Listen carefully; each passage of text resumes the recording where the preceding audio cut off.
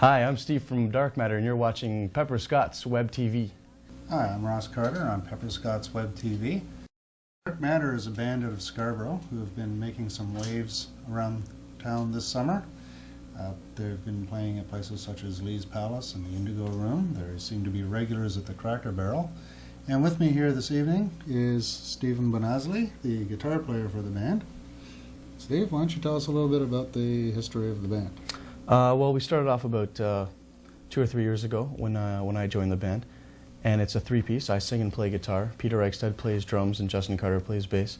Our musical roots lie in classic rock and heavy metal, and we just recently kind of gotten into blues and jazz, so we start to improvise more and play that sort of music now too. Basically, we didn't have a vocalist till about a year ago, and then I was elected as vocalist just out of nowhere. So we've been working on that for about a year now, and we have a little 3-song demo disc out, but we're planning to record like a full album in the Christmas time. Okay.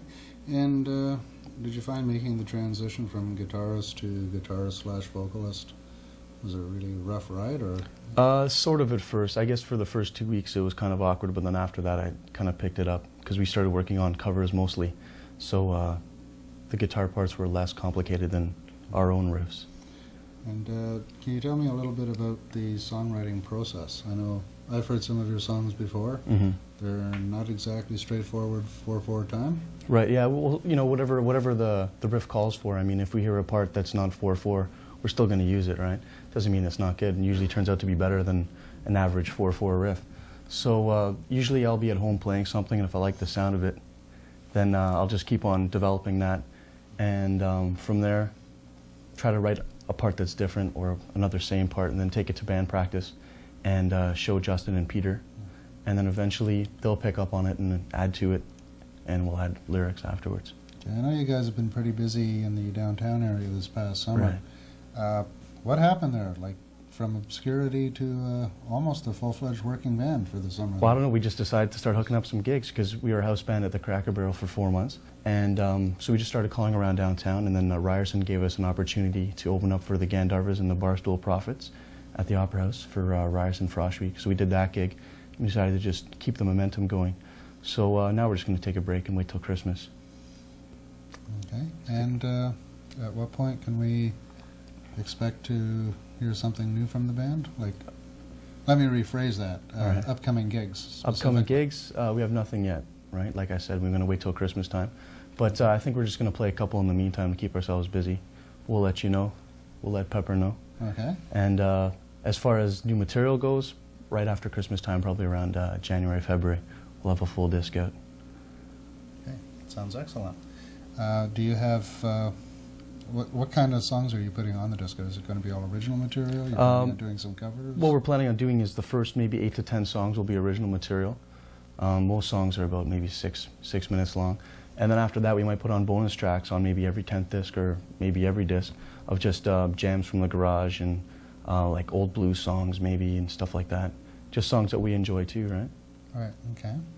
I know you guys do some Dynamite covers. Mm-hmm.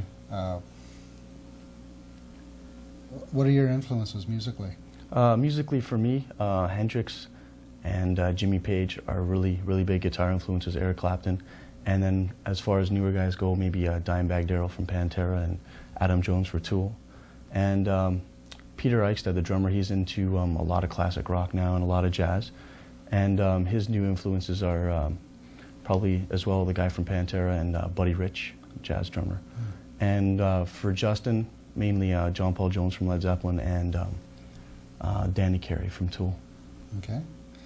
Now, apart from the covers that you guys do and the original material, I've heard you guys jam before. Mm-hmm.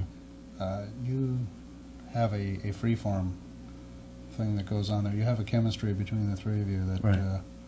Sometimes, I don't know if you guys can duplicate on stage what you can sometimes do. We're starting to do that now. Usually we're more at home in the garage, but recently we've been trying to do that on stage too. Like the past couple of gigs, we're just improvising like we do in the garage and trying to get that feeling on, right? Because once you get it started, you don't want to stop it, right? Okay. And that's it for today. And hopefully we'll be back next week with another surprise guest.